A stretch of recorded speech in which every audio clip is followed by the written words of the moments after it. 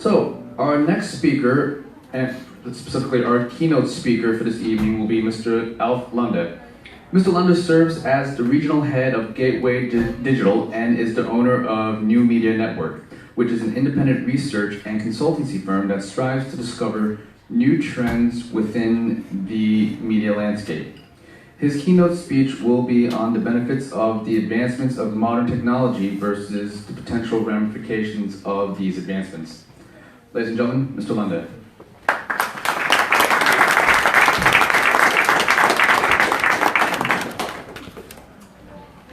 First, thank you, Ellen. That was a wonderful speech. It sort of made the background for everything we're discussing here tonight. My speech will be completely different, sort of trying to be in the eye level of business owners and entrepreneurs, trying to strive towards being smart and relevant in a word described as accurately as you did. And in order to sort of understand what's happening, we have this great picture of challenging lack of sustainable solutions and so many businesses not adapting to it. Why is it so? In order to understand this, you have to click on to get my own presentation. We have to understand how businesses assemble the fundament for their decision making. We are coming from a world with basically one-dimensional data gathering around economic factors that has an effect on the business. So everything for many decades of years had to do with searching the most profitable solution and with no insight in all the other effects of the solution choice. And Gateway is trying to be part of a new era, as we do think companies need to assemble information from a number of other highly relevant factors to create a fundament for good decision making. That's sort of the very core. In order to do so, Gateway has strived to develop two lines of business. One is a way to, we call it the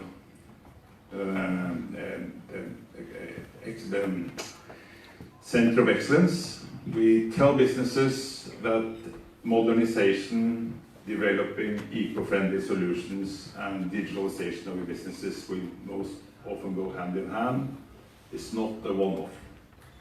It's a journey. And in order to do so, you need competent partners that has a wide perspective for how you develop that business and do the kind of data gathering and helicopter view mirroring in order to take wise decision that includes not only the profitability of the decision but also the eco-friendliness. Secondly, we try to drive practices that has deep insight in industries, how they operate, what their pain points are, and where they pollute the most, in order to help them understand how to change the business, how to take smarter decisions, and thereby also, of course, contribute significantly to smart eco-friendly solutions. As you can see from the slide, my background is in media, and I've been for 15 years trying to understand how the media companies should change. Living out of paper, as you all know, most of them, inefficient, costly, and not sustainable. And the interesting part of it is that the answers to their questions was not looking at the financial reports. It was looking at people behavior.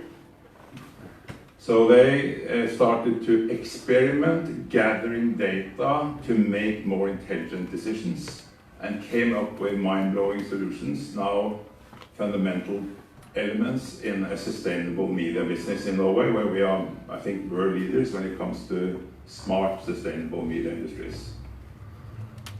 One of the things we did, or the media industries did, was to look at avisbudene, those carrying out the newspapers, and said this is an area where we can do fantastic innovation, and started to create complete new service offerings in that field. The Schibsteds and the A-medias are innovating in the most surprising areas of their business. A-media, as all of you know, has also developed some wonderful experiments really going into local sports, taking what's really closest to them and creating it to wonderful local community supporting media content in the smartest possible way and without wasting paper. Namely to stream rather than carry around the paper. So there are a number of other elements in the history of media industry where you do exactly what Gateway is about, to take smart decisions based on a broad set of data. Sustainability challenge is, of course, to understand the climate change, to respond to it in a smart way, and as I just said, it's partially to really gather necessary information, organize it, make it actionable, make everybody that participates in the decision making aware of the consequences of decisions taken. But it's also about culture, and sort of knowledge-based culture. In most businesses, the younger people tend to understand the need for change, and that change is happening. I'm talking to people that run consultancies targeting these topics, and they talk about the 2019 effect. Somewhere along the line, history changed in 2019. Businesses woke up and understand that they have to take these elements into consideration in order to create not only a sustainable world, but a sustainable future for themselves. So that's we call it eyesight consulting. We talk to the businesses, work and walk with them in order to find sustainable solutions. One of the industries we have gone into with great success, I would say, is the automotive industry. It's a mess and it's a lot of waste. We have Gateway, which is a global company, sort of in 16 different countries with 1,500 people, have particularly worked with modern, forward-lean Norwegian companies in order to rethink how the automotive sector should be and can be organized. And as I assume few of you know, but maybe you could guess, one of the critical and difficult parts of the automotive industry is the car parts, bildeler. It's really, really messy, and the car part is not the car part. It doesn't fit as it should all the time, and it confuses a lot of waste and time consumption as well, and for that matter also loss of profit. And bilopphuggerne are only exploiting sort of like 10 to 15% of the car parts that they have assembled because of lack of knowledge, data and insight. And these elements was put together in a practice called now Autofacet to make these businesses much smarter, being able to use artificial intelligence in order to do the matching with lower cost and more sustainability, and it's now spreading all over Europe to a far extent based on innovation and hard work done with Norwegian companies. Quite a fascinating story.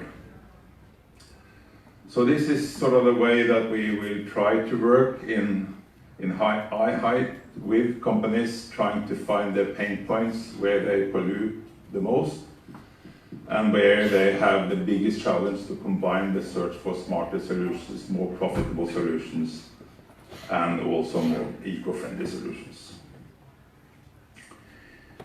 Of course, this is not a bomb at all. One of the areas where there is a great potential to improve is to use smart technologies in our homes. It's wide open for use and it's not widely spread yet.